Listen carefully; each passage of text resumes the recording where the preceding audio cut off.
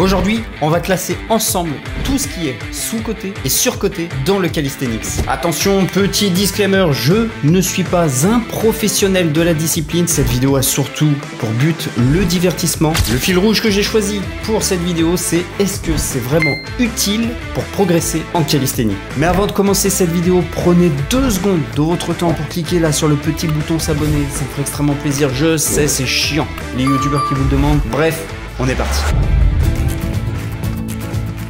Les élastiques, un sujet extrêmement controversé dans la calisthénie. Il y en a qui sont totalement pour, il y en a qui sont totalement contre, il y en a qui sont un peu entre les deux. Il y a de gros débats pour savoir si les élastiques sont réellement utiles ou pas. Et personnellement, j'aurais tendance à dire que les élastiques sont un peu surcotés. J'ai l'impression que les pratiquants ont tendance à les surutiliser à toutes les séances, à se reposer entièrement dessus, que ce soit les petites bandes élastiques ou les grosses. Rien ne vaut le travail au poids du corps, quitte à faire de la tuck ou de l'advanced tuck. Je pense qu'il n'y a rien de mieux pour prendre de la force. Par contre, pour travailler la technique, là, les élastiques vont être intéressants à condition de ne pas s'appuyer dessus à 100%, car ils peuvent déformer un petit peu la forme, ils peuvent modifier légèrement votre centre de gravité. Donc à faire attention, j'aurais tendance à dire surcoté pour les élastiques. La magnésie pour moi est assez bien cotée. Je pense que c'est extrêmement utile. La plupart des pratiquants, on en utilise. Qu'elle soit liquide ou en poudre, j'ai pas l'impression que ça soit sous-coté ou sur-coté. Pour moi, c'est très bien coté. C'est très utile quand les barres sont un peu lisses et du coup, on a besoin d'un bon grip, surtout pour les figures. Oui, sans magnésie, on pourrait entraîner un peu plus la poigne. Mais non, je pense que la magnésie est quand même assez bien cotée.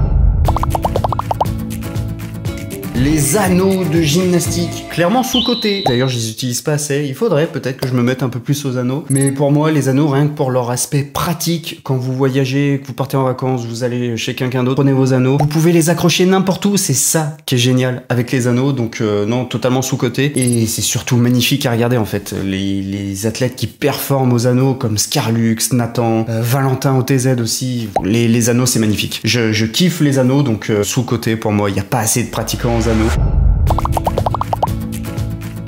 Les wrist wrap avec mon super accent anglais, en gros les bandes qu'on met au poignet pour notamment quand on est en false grip. Oh, j'ai l'impression que c'est bien coté, j'ai pas l'impression de voir plein d'athlètes utiliser ça. J'aurais tendance à dire qu'il vaut mieux déjà maîtriser le false grip sans, histoire de renforcer cette partie là, comme ça si vous en avez pas au moins vous pouvez false grip. J'ai eu une période où j'utilisais tout le temps ça, là maintenant j'essaye de réduire, je l'utilise vraiment que quand j'ai vraiment très mal, quand ça commence à s'ouvrir. Mais sinon non, je dirais que c'est bien coté dans l'ensemble.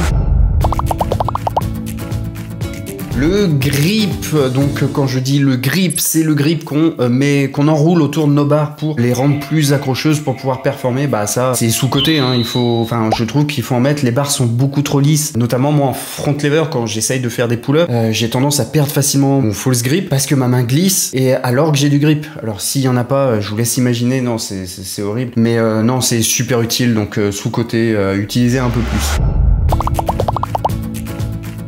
Le chronomètre, pour moi c'est sous-coté le chrono, j'ai l'impression que pas grand monde l'utilise. Je sais que moi je calcule tous mes temps de repos, genre je me dis allez là c'est 5 minutes, je prends 5 minutes pour pas prendre plus ou moins. Après si c'est moins c'est pas réellement gênant, mais on va dire que je fais pas des combos assez longs pour pouvoir justifier le fait que je prenne plus de 5 minutes de repos. Donc j'aime bien utiliser un chrono, surtout qu'on a vite fait de se perdre à être sur le téléphone, à discuter avec les copains. Donc en vrai non, le chrono super utile, donc sous-coté, ça évite de prendre des temps de repos de 15 minutes et que du coup la séance elle dure 4 heures. Les salles de sport, ouh là là, sujet controversé également.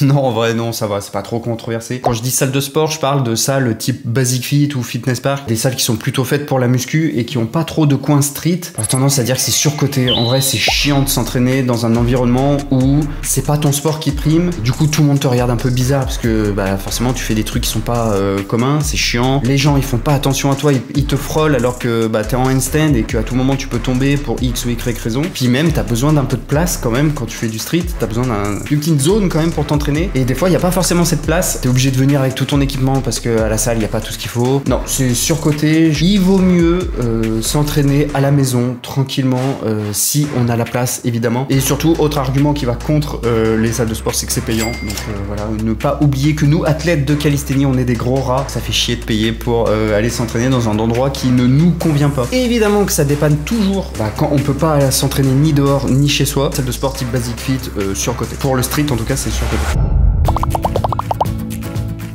Entraînement à domicile, pour moi, l'entraînement seul à la maison, je dirais que c'est sous-coté en vrai, c'est pas mal de s'entraîner tout seul, ça te permet vraiment de te focus à 100% sur ton objectif, tu te mets ta musique, tu te focus sur ta séance, voilà, t'essaies de te faire ton petit coin tranquillement, t'as tout ton équipement chez toi, t'as pas besoin de te déplacer, c'est gratuit, tu peux faire ce que tu veux, tu peux te filmer comme tu veux, tu peux t'entraîner torse nu si t'as envie, même à poil si jamais t'aimes bien. Mais non, en vrai, s'entraîner tout seul, c'est sous-coté. Tout seul à la maison, je parle. Même si c'est important après d'aller sociabiliser quand même un peu. Surtout quand les beaux jours arrivent, comme en ce moment, là, le printemps est là. Ça fait vraiment plaisir. Donc, entraînement à la maison, sous-coté. Les mômes, pour ceux qui ne connaissent pas les mômes, c'est en gros vous mettez un chrono, un timer par exemple de 10 minutes et toutes les minutes vous allez faire votre exercice. Donc imaginons vous faites un EMOM de 2 full front pull-up pendant 10 minutes, c'est-à-dire que chaque minute vous faites 2 front pull-up. Au début quand j'ai commencé le street, je ne faisais pas beaucoup cette méthode, j'ai commencé à la faire là assez récemment en fin de séance pour me cramer clairement. Et en fait elle est pas mal parce qu'elle permet d'accumuler pas mal de volume dans un temps extrêmement réduit. Je pense que pour l'endurance c'est vraiment pas mal. EMOM sous-coté. Mobilité articulaire et souplesse spécifique, pour moi c'est sous-coté. Sous-coté de ouf. Alors souplesse et mobilité c'est pas exactement pareil évidemment, mais là pour simplifier la vidéo on va tout rassembler, on va dire que c'est la même chose. C'est vraiment très sous-coté, notamment pour mon cas, là je prends vraiment mon propre cas. Si j'étais plus souple, plus mobile, les mouvements seraient tellement plus simples. Notamment par exemple je pourrais avoir mon handstand press, par exemple mon full handstand press. J'aimerais bien avoir ce mouvement, franchement. Je travaille ma souplesse, la mobilité au niveau des épaules pour par exemple des mouvements comme le handstand, pour avoir un handstand vraiment clean. Pour la planche, si vous avez une mobilité de poignet à chier, et ben ça va vous faire mal, vous pourrez pas aller plus loin et ça vous demandera plus de force. Donc sous-coté. Échauffement avant la séance, forcément c'est avant la séance en fait, je sais pas pourquoi je précise, mais l'échauffement, là c'est un sujet assez spécial parce que quand on regarde des athlètes comme Ilyes ou Valentin OTZ qui ne s'échauffent pas et qui performent des trucs de ouf, et à contrario des athlètes comme Livan qui vont mettre un accent sur l'échauffement, j'aurais tendance à dire quand même que l'échauffement est sous-coté. Déjà ça peut préparer votre corps à l'effort si vous faites un échauffement cohérent et intéressant. Sous-coté également dans le sens où les gens des fois font n'importe quoi pour l'échauffement, ils vont faire ça là en pensant que en faisant ça ils vont tenir mieux la planche. Non, le plus gros de votre échauffement doit être spécifique à la figure que vous travaillez en fait. Il faut que vous montrez à votre corps que vous allez travailler dans cet angle là, que vous allez forcer comme ça. Si vous faites des squats alors que vous allez travailler le front lever, ça n'a aucun sens. Il faut un échauffement spécifique, mais surtout l'échauffement là où je trouve qu'il est le plus sous-coté, c'est pour la préparation mentale. Moi personnellement toute la journée je pense un petit peu à m'entraîner, mais le moment où mon corps il sait qu'on va s'entraîner, c'est quand je m'échauffe, parce que j'ai toute une routine d'échauffement bien précise qui dure à peu près 10 minutes et c'est quasi toujours la même. Alors l'intensité va varier forcément, plus vous progressez, plus votre échauffement aussi va progresser. Enfin, au début de votre pratique peut-être que vous échauffiez en faisant 5 pompes et c'était très bien, mais maintenant peut-être que c'est maîtrisé et que 3 ans après il faut s'échauffer par exemple en faisant des tuck push-ups. C'est un exemple comme ça que je donne, mais vous voyez ce que je veux dire. Votre échauffement doit être progressif également sur la durée, et je voulais dire justement que moi ça m'aide à rentrer dans ma séance et à être focus dans ma séance. J'ai déjà essayé de m'entraîner sans échauffement, notamment quand je joue au parc. Souvent c'est souvent justement que je m'échauffe moins et du coup j'ai plus de mal à rentrer dans ma séance que quand je fais vraiment ma routine d'échauffement. L'échauffement pour moi c'est sous-coté. Le pré-workout. Pré-workout, est-ce que c'est surcoté ou sous-coté? Et ben là, je vais peut-être en choquer plus d'un. Pour moi, c'est totalement surcoté à 100%. Le pré-workout, tous les jours, les boosters, Red Bull, Monster, café, etc.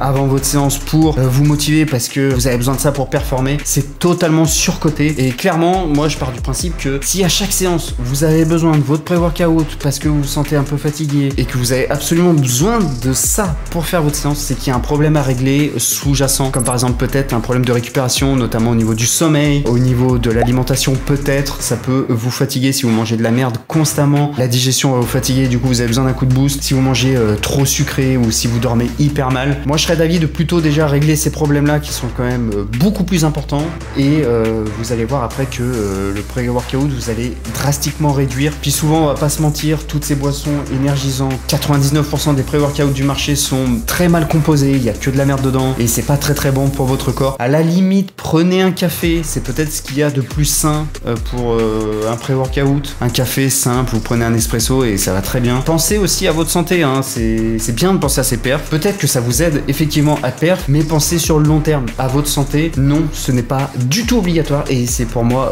surcoté. La nutrition. D'ailleurs, petit aparté, j'ai fait une vidéo sur la nutrition si vous voulez apprendre à mieux manger de façon très simple où on se prend pas la tête. Donc la nutrition, donc avoir une bonne nutrition pour performer en street, bah je pense que c'est quand même assez bien. Non, c'est sous-coté.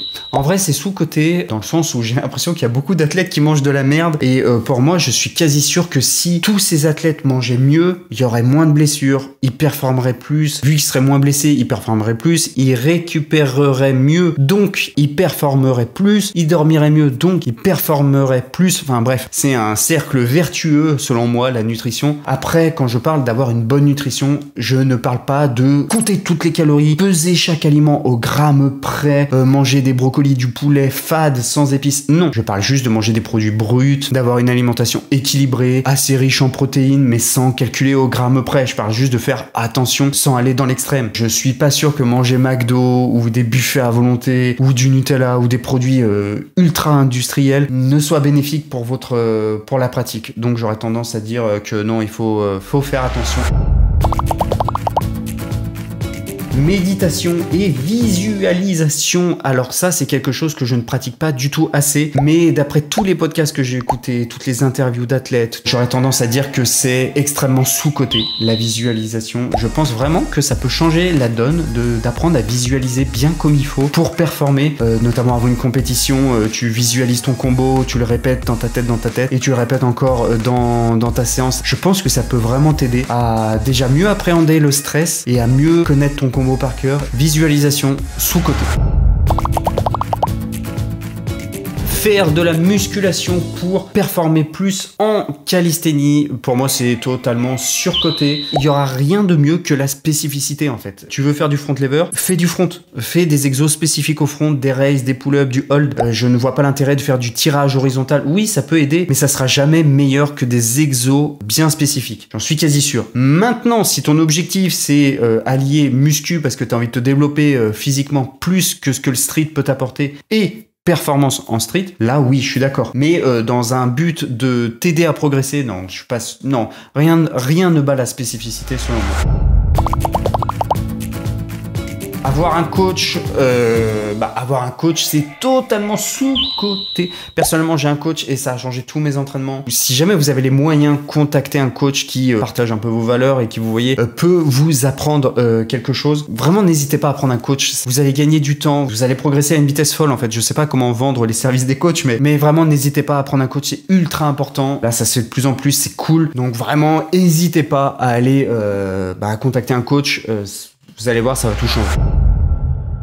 Bon bah voilà, encore une fois, cette vidéo ne fait pas foi, hein. Mon avis peut peut-être changer aussi. Mais bref, sur ce les amis, j'espère que cette vidéo vous a plu. Si c'est le cas, encore une fois, n'hésitez pas à vous abonner. N'hésitez pas à laisser un petit like, ça me ferait extrêmement plaisir. Donc vraiment, abonnez-vous là, qu'on fasse grossir cette chaîne, qu'on atteigne les 1000 abonnés le plus vite possible, ça serait top. Bref les amis, merci à tous